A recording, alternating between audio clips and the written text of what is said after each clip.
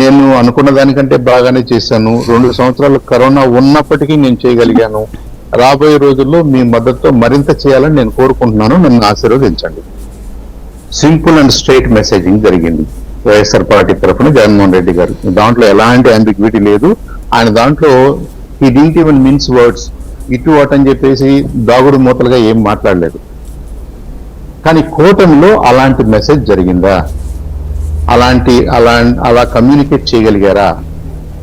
వాళ్ళు దాదాపుగా సగం రోజులు ఏమో కలిసి ఉన్నారో కలిసి లేరో అనే సందిగ్ధంలో గడిచిపోయింది. తర్వాత వచ్చారు కానీ ఎవరిని గురించి ఎవరు ఏం మాట్లాడుతున్నారో మనకు అర్థం కాలేదు.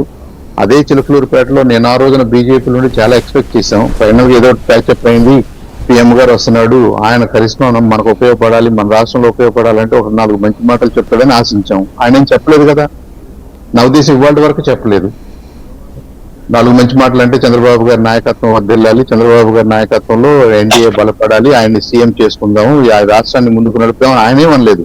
పవన్ కళ్యాణ్ తప్పితే చంద్రబాబు నాయుడు గారిని సీఎం చేద్దాం అనేవాళ్ళు కూటమిలో ఎవరు కనపడలేదు నాయకుల్లో. సో ఇన్ని సందిగ్ధాల మధ్యలో కూటమికి బలం రాలేదేమో, వాళ్ళు ఆశించినంత బలం రాలేదేమోనని నాకు అనిపిస్తుంది. డెఫినెట్ గా ఆంధ్రప్రదేశ్ ప్రజలు ఎప్పుడు కూడా మీకు అంత టైట్ గా ఏం రిజల్ట్స్ ఉండవు, నువ్వా నేను అన్నట్టుగా మనకి ఇవాళ అర్థం చేసుకోవడానికి అలా అనిపిస్తుంది. రేపు నంబర్స్ అయితే గణనీయంగా వైఎస్ఆర్సీపీ వైపే ఉంటాయి అని నేను అనుకుంటున్నాను. కాబట్టి ఆ వైనాట్ 175కి ఎంత దగ్గరకు ఉంటాము మనం, నేను కన్సెషన్ ఇవ్వలేను కాబట్టి వైనాట్ 175 మీదే మేము ఆధారపడుతున్నాం, మేము దాన్ని పుష్ చేస్తామని నేను అనుకుంటున్నాను. రైట్ పార్థసారథి గారు. సార్ ఇప్పుడు సమస్యలు గారు చెప్పినటువంటి దాంట్లో అంటే బాగా వారు స్పష్టంగా ప్రశాంతంగా హ్యాపీగా ఎక్స్ప్లెయిన్ చేశారు కాబట్టి మొత్తం అంతా వింటే అది వాస్తవం ఏమో అనిపించేటువంటి లాగానే అనిపిస్తుంది. కానీ వాస్తవంగా నేను గ్రామాల్లోకి వెళ్ళినప్పుడు చాలా మందిని కలిసినప్పుడు 2 విషయాలు అయితే పక్కాగా వచ్చాయి. ఎప్పుడైతే విపరీతంగా డబ్బు పంచడం అనేటువంటిది వాస్తవం అని తెలియడం ఒకటి, వైఎస్ఆర్సీపీ యాక్చువల్ గా 5,000 పంచబోతుంది అనేటువంటి ఒక పెద్ద ప్రచారం ఒకటి, ఇవన్నీ వచ్చిన తర్వాత అదే వీళ్ళు ఇంత డబ్బులు ఎట్లా పంచగలుగుతున్నా అనేటువంటిది కూడా మీరు అది కూడా ఎస్పెషల్లీ చదువుకున్నటువంటి వాళ్ళు.